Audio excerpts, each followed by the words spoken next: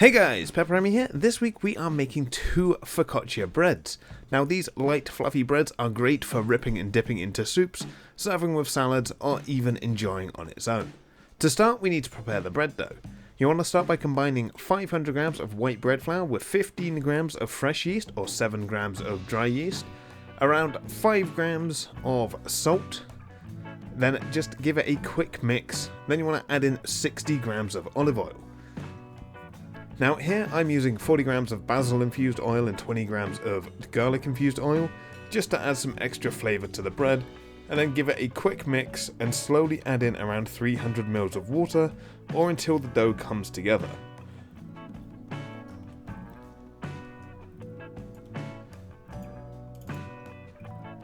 Now if your dough is on the wet side, this is completely fine, as we want a nice light fluffy dough, not a dense one that is really dry.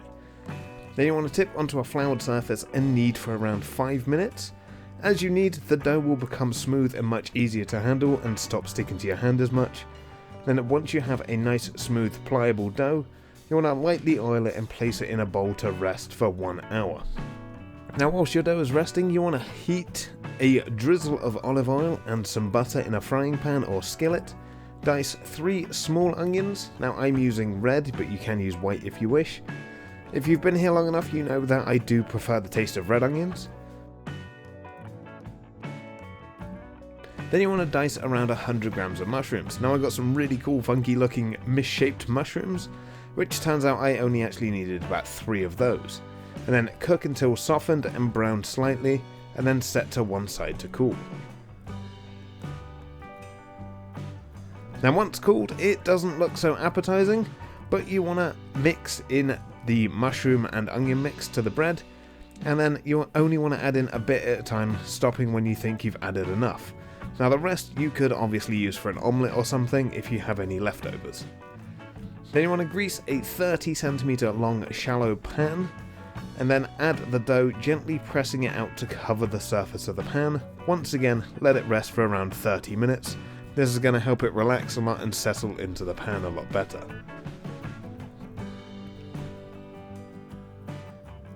Once the dough has relaxed, using your fingertips, push the dough out if needed, and then make dimples all over the top of the bread.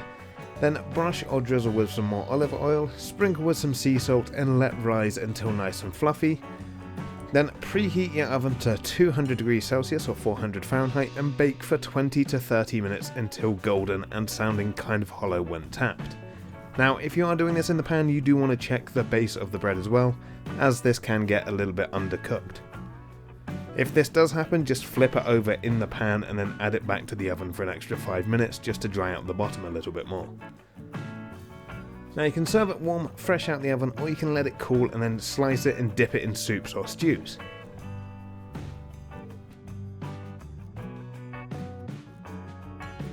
Next up is a potato focaccia.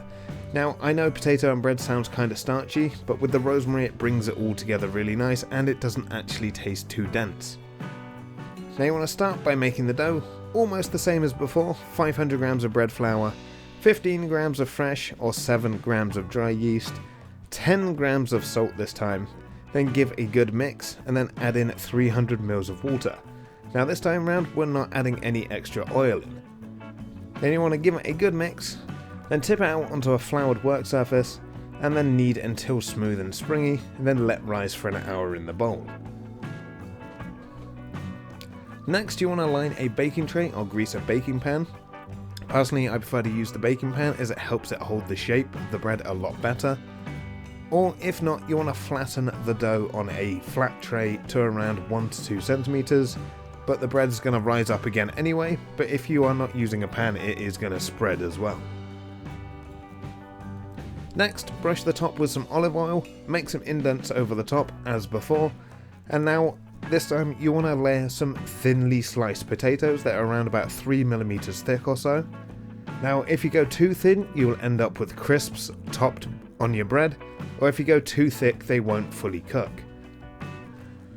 Optionally here you can also brush the top of the potatoes with some oil to help reduce the browning, and then sprinkle over some sea salt and then let rest covered for another hour.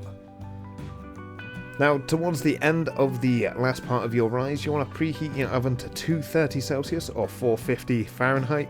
Now, this is a lot hotter than the previous one. This is to help cook the potatoes as well. Then you want to bake the bread for around 30 minutes until the bread is golden and the potatoes are cooked through. Now, I did let mine go a little bit over because I did get a little bit distracted. And then you want to brush with some more olive oil or drizzle, and then transfer to a wire rack to let cool. And there you have it, 2 great focaccia breads.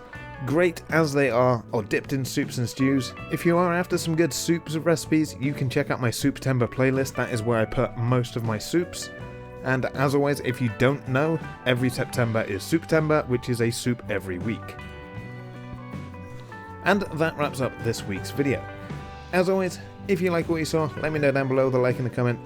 If you are indeed new here, welcome, and feel free to subscribe for free weekly cooking content, and I will see you all again next week. Thanks for watching.